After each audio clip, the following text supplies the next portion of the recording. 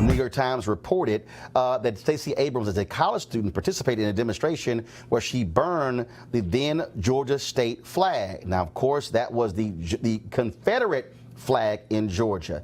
Of course, this was a story from the Atlanta Journal-Constitution in 1992. AUC students burned state flag in protest at Capitol. Now, here's what the flag looked like back then. We're going to show you the flag. Guess what? That damn thing was worth getting burned. Now, of course, stories coming out right now. Brian Kemp is hoping that's going to revive some feelings among Republicans there in Georgia as it relates to that.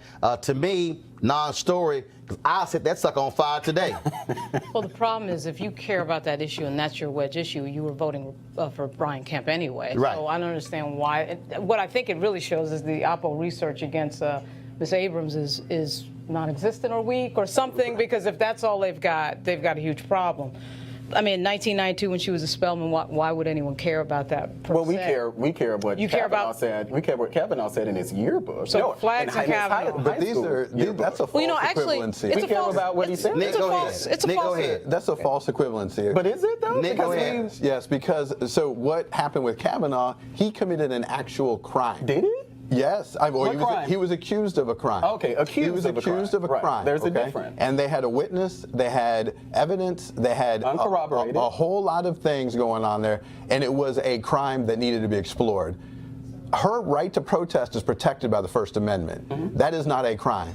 And to Roland's point, the Confederate flag, I would be participating right now in burning that thing. And I think a lot of people, the actual issue here is that this is just a distraction to what Brian Kemp is actually doing down there, suppressing votes and suppressing black people from coming out and trying to, again, dog whistle to get white people to come out and vote. Well, personally, I don't have a problem with her protest. I don't agree with it. It's not something I would have done. I wouldn't have burnt the flag in the same way I don't kneel for the anthem. But you got a problem with, but do you have a problem with that Confederate flag?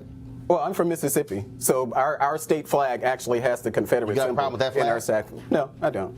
You don't have a problem with the Confederate emblem I grew up in Mississippi all of my life, and none of my friends, none of my family, none of any of the black people I know from Mississippi protested our state's flag. No, that's not what I asked you. What I'm asking you again is, I personally do you have a? I'm personally not offended by it. Are you telling me you don't have a problem with the Confederate emblem being on the state flag? So you have no problem that black children are growing up in Mississippi having to salute a flag with the Confederate symbol? As that kid who grew up in Mississippi, no, I don't. It didn't bother me when I was. And the Republican governor of that state had a problem with it. That's fine. Of South Carolina. Hold on. Let me go back.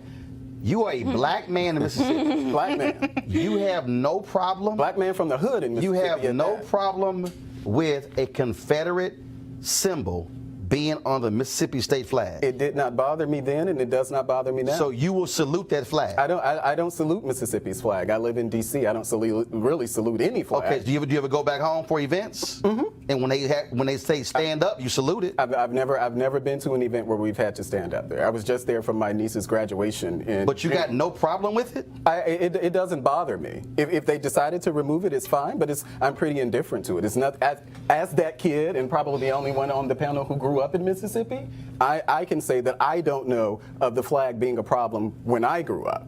And this is just a fact. I can show you a lot of black folks who would disagree with that. I mean, I know. Well, I'm the Mississippian. I know for a fact. No, that's fine. But I know Angelou Ellis was also a native of Mississippi. Yeah, I'm not has been one of the folks who has been leading protests against that flag. But again, no. But it's always one or two who had that feeling. But I can tell you right now, when you have folks who still believe that the Confederacy should have won, that's a problem. But you mean that's a problem? Yeah, that's a problem. But that's what the damn thing is still on the flag. Well, I mean, you're saying whether or not. And you also know in your home state, when you go to Statuary Hall, that the two statues from your state are Confederate generals. Are you kidding me? And in fact, we have a Confederate memorial in front of, I think, our old city, and are you cool our old with that? Capitol Hall. I was actually amazed by it because I never knew it was there. But you cool with that? If they remove it, fine. If they don't. Are you cool that the senior senator of Mississippi uses the desk of Jefferson Davis, the greatest traitor in American history? Well, I mean, I don't know. It's not like Robert Byrd didn't exist in the U.S. Senate from West Virginia. No, you didn't answer my question. question. The senior senator in West Virginia does not use the desk of Robert Byrd. But Robert Byrd was an ex-Cyclops of the KKK? Yes, but I'm asking and he was you a again, Democrat. the senior senator right now in Mississippi, it was actually passed by the U.S. Senate, which is a joke.